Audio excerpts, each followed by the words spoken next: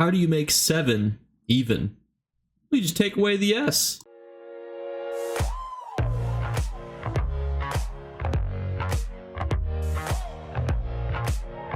What's going on, YouTube? Today we're going to talk about the #1 latest and greatest ESO event, the Jubilee celebration event. And not only are we going to talk about it, I have even better news because I know the start dates, and I almost never know the start dates when I make these videos. So if that's not incredible enough and deserving of a subscription, a like, a follow, a share, I don't know what is. And here it is. ESO turns 10. So from April 4th through the 23rd, 10 a.m. both times, Eastern Standard Times, April 4th through the 23rd. We know the dates. You're going to get everything available in this video, as well as the 100% bonus experience. Importantly, I just want to remind everybody, though, that the passive XP is passive now, which means that you don't need to eat the cake to get the XP buff. You don't have to do any, you don't have to blow any whistles, you don't have to eat any pies or anything crazy. You just get the XP buff. This confuses quite a few people ever since they made this change. I think it's a great change since they've done it, because it's always weird to a new player, like, hey, you got to eat this cake every 2 hours for an XP buff, and they're like, why? And it's like, well, great question, but now you don't have to worry about answering that question. 100% passive. So essentially what you will do is you will complete the starter quest, though, that is going to be in the Crown Store, called For Cake's Sake, and you're going to get yourself access to this year's version of the special cake, which, you know, I'm sure will look pretty neat. It's probably this one right here. That would make sense. Once you've acquired it, you can earn 3 event tickets just by eating it every day. So instead of it giving your passive experience or anything like that, you eat that, get your event tickets. You don't even have to do any quests. You don't have to do anything crazy. You literally just log in, eat this cake, you get 3 event tickets. That's incredible. And there's so much more to go over in this bad boy. So it starts off first with telling you how to get the event boxes, but what's important is more so what's in the reward boxes. But let's talk about how do you get them, because that's big, obviously. How do you get the big boys to roll for the loot? #1 easiest example, they put it right at the top: daily crafting writs. Go to Somerset, Vivek City, Mournhold, and just do all your daily crafting writs. It's exceptionally easy. Every single one you turn in gives you a reward box. Daily Delve, World Bosses, Incursion, Event Quest. Now you might think to yourself, Jake, what are the most profitable ones to do? And you know, also get good gear and stuff while doing it. Generally, my suggestion is go backwards from the newest DLC backwards. So obviously Vardenfell, Hrothgar are the older ones, so they're not as worth doing. Things such as High Isle are more worth doing because they've got things like ancestral motifs inside their zone and different kind of leads that are generally tied to them and all these other odds and ends. It's not an exact science. It's generally just the more time a zone has been out, the more time people have to farm it. So, you know, it's things like Fargrave, Deadlands, you know, are still pretty good to farm, in my opinion. Great quests there. Good leads that you can get from farming those overall zones. But yeah, I wouldn't worry about putting too much stock into that. Daily Alliance and Battlegrounds quests, obviously. Daily Dungeon and Trial quests. Daily Heists and Sacrament quests. Also, more importantly, killing and looting any final dungeon boss, which means you can run dungeons like Fungal Grotto, which can take you 2 to 3 minutes, and get a box every 2 to 3 minutes. That's a pretty good rate of getting these bad boys. But also, you can do the same thing with trial bosses, but more importantly, world bosses. There are some pretty fast world boss routes that you can do. Talk about that at the end of the video. Completing any incursion, that's Dark Angers, Abyssal Geysers, Bastion Mimics, or similar. I don't know why they don't include dragons. I feel like that's a really cool incursion if they just leave off that list. Rewards of the Worthy, so you can farm AP. And importantly, a chance from Tales of Tribute reward mail. A higher chance to receive one based on the challenge of the opponent or numbers of opponents faced during a daily.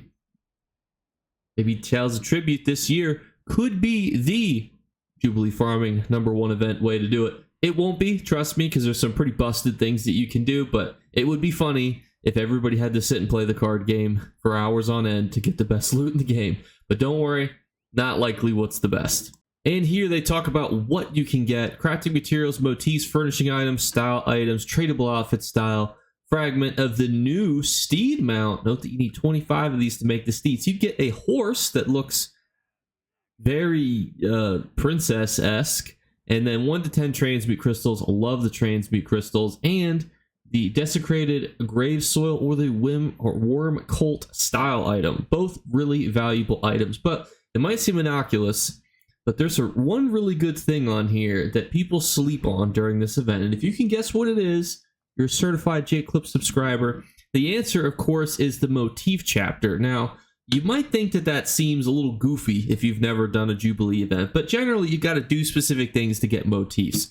So the fact that pretty much any motif can drop from this is crazy, because there are some things that you only have a good chance to get them if you do really hard dungeons or really hard trials or really, specific things for you to have to do to get them. And here you just get them. You can get them just by doing a crafting grid. So not only do you get the reward of turning in your daily crafting grid, which is good experience, good gold, and good everything else, you have a chance to roll for pretty much any motif in the game, regardless of how difficult it is to get. This is also a buyers and resellers favorite event, because they'll find people selling motifs that are worth millions of gold for like 50 gold, because they're just like, oh, this is all right. It does become very hard to price check your motifs during this event. My suggestion to you is to look at like actual websites like the ones that I have in the link description and price check them and look at them as they were before this event, because their listings will become all messed up during this event. So use those like Tamriel's price checkers, Tamriel's savings app. You can use those to see what the price is during the event, and you can look at the graph before the event started. So that'll be very helpful if you're trying to price check it. So if you see something that's like, man, this motif was worth 1 million gold and now it's selling for 10,000, that does not mean that's a 10,000 gold motif. Please don't sell it for 10,000. Please know what you have is valuable, because I don't like it when people get ripped off by people that are just buying and reselling all of these motifs. And especially some new things here. So that is the first gold box that you get every day. The subsequent ones from every time you do more quests, more stuff, more world bosses, delve bosses, blah, blah, blah, blah, blah. That's when you have a chance to get this. Basically, it's the exact same thing, but less. But then, they had something new. That's a treasure trove rewards in every box. And playing throughout the ESO event can earn you a great many boxes. But that's not all. In addition to the gift boxes and rewards therein, you can also earn new cosmetic rewards that have never been earnable in the game, although they may be familiar to some players. As an extremely small chance from fishing any node during the Jubilee, you may find the outfit style pages for the True Flame sword replica. They're pretty big. Any Dolmen reward chest has a chance to contain a style page for the Staff of Worms replica in recognition, though not honor, of Manamarco's dark deeds.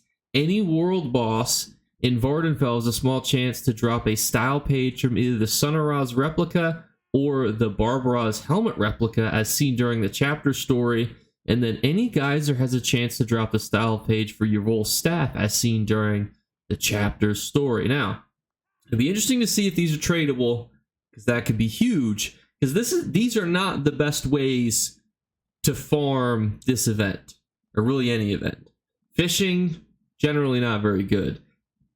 Going to places like the geysers in Somerset, not very good. Going to Vardenfell, okay. A dolmen, that's actually pretty popular for people to go to. That one probably won't be very valuable, because people are going to be in the Alakir Desert like crazy. So that one's probably going to be fairly straightforward. These other ones, though, are exceptionally interesting. And then here's everything you can buy with your event tickets. The big things this one and this year is going to be all of these, the mounts. You can buy all the old styles. Some of these are really valuable. So for those of you who don't know, this is important. If you buy a yesteryear grab bag, which is a good value in my opinion, you're always guaranteed to get stuff that you don't have. However, some of the stuff on here is worth like 1,000 to 2,000 gold. So your best bet is, if you want to roll some of your event tickets into this stuff, buy some of these things like Sai Sahan stuff, Lyris' stuff, Abner Tharn's stuff, Sacksteel, Bone Mill. They're not crazy expensive. Certainly not all of them are. Buy the majority of them, and then you're lowering the pool of things that you can get. You're more likely to get the bound worm cult motif styles, for example, the more of this other garbage that you already have. So that's my suggestion if you're interested in doing stuff like that.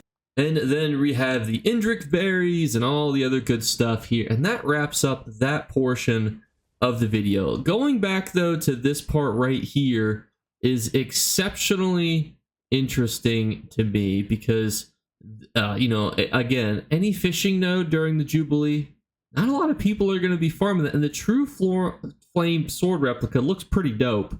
The Staff of Worms probably not going to be farmed. Everyone's probably going to have that. Any world boss in Vardenfell, I could see that being somewhat farmed. And then geysers in Somerset are usually desolate because the geysers are not close to the way shrines. And we're going to talk about the best farms here in a minute. And when you look at a good method, it's got good, juicy way shrines and farming routes. And the geysers do not have that. That being said, the best place for you to go is inside of Bankerai, which if you're unfamiliar is right here on this side of your map. And you're just going to want to go from this world boss to this one to this one, in any order which you so choose. These things are all very, very close to each other. The Bankerai sets are fairly decent in my opinion. You're probably not going to get rich off of them during this event or really make any money on them during this event. When it comes to world boss killing, this is one of the best zones to do it in. Obviously, when it comes to dolmens, there's really none better than Alakir Desert, but don't sleep on the fact that there's quite a few people that farm the Dishon dolmens. Now, why is that? It's because, well, it's a little bit of overflow, and as we just talked about, while this way shrine here is not very close, you know, per se, these other ones are right on top of it. So generally that's why people like dolmen routes specifically, is they want good way shrines. World boss routes, they just want world bosses that are close to each other. If you were to put this in contrast to Somerset, which is way bigger on the map, I'm now realizing, versus High Isle, and I'm pretty sure High Isle, when you run it from end to end, is actually significantly bigger, but pay no mind to that. You know, you look at these distances here, you know, it can be pretty convoluted to get to some of these places because these are also cliff faces and whatnot. But I do think that I could see myself farming abyssal geysers. Usually it's these ones that are the most annoying. Make sure, for example, though, before you start the event, if you're interested in farming geysers, make sure you've done them already or you've discovered them, because it's nice when you're in the zone. We'll actually go to the zone here to demonstrate this. You'll actually be able to see which one is active. And that's going to make this significantly less painful for you to do, because when you can know where to go, then you don't have to run around and try to figure out where everyone is. And evident by this sword emoji down here right over top of our little bad man pajama, this one is the active geyser, so which means that you would run to this one. That would be the active one, destroy it, banish the oysters there, and then boom, you look at the mini map again and you say, oh look, there's another one that's open, and then you run there and do that. And to wrap up the video, let's take a look at what these new exclusive things look like. Now, this first one is the True Flame Sword, and it was actually available at the beginning of the game, and you can see here that people are talking about it in Reddit when I went to go find a picture of it, which is kind of a neat little homage. Then we have this helmet right above my face. This is a dope looking helmet. This is definitely going to be one of the ones that I think people go out for. This is Barbara's helmet replica. This is the Sonora's staff.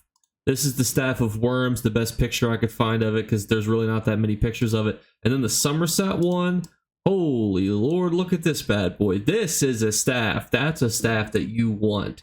And honestly, as much as I hate farming geysers, this might make it worth it. But everyone, let me know what you guys think in the comments below. What are you most excited for this anniversary event? It's really easy to farm. It's the same kind of concept. You pretty much just do the things that you do while playing the game. You want to farm some dungeons? Farm some dungeons. You want to get some AP? Get some AP. You want to quest? Do some quests. Daily quests. Do all the things that you normally do on a day-to-day basis and just eat cake and get 3 event tickets. It's super straightforward, an amazing event, and every single day, the first thing you're going to get is going to be a style page, a motif, or a style item guaranteed per day. You can get a motif that's worth oogles amounts of gold. So if that's not exciting, I don't know what is. As a lazy man, being able to just log in, eat a cake, do a single quest, or do a single thing, and then get a crazy reward. It's exactly what I look for in an ESO event. So let me know what you guys think in the comments below. We are doing our 3 giveaway drawings for the month of, well, now we're just finishing up April tonight at midnight. So if you'd like to enter, we gave away 2 gift card codes on our last video. One ironically wasn't redeemed until like 6 hours after the video had gone in. I think I buried it a little bit too much. And so those are gone. All you have to do to be entered in before midnight is just leave a comment on this video, or any comments left after midnight tonight will just be entered tomorrow. So easy peasy lemon squeezy. and then just stay subscribed. Just by being subscribed tonight, you are entered. Being subscribed tomorrow night, you are entered for next month. And that's just that easy, you know? So that's my way to get back to you guys. I use it as a tax write-off, and we're going to find out this tax season if the IRS comes for me. So let's commit tax fraud together, and I'll catch you guys later. Bye, guys. You better remember to like and subscribe to Jake Clips. Or you should. I might have to pluck your eyes if you don't. Or, better yet, I'll skip rope with your entrails. Do it now. Subscribe. Ta-ta. Off with you.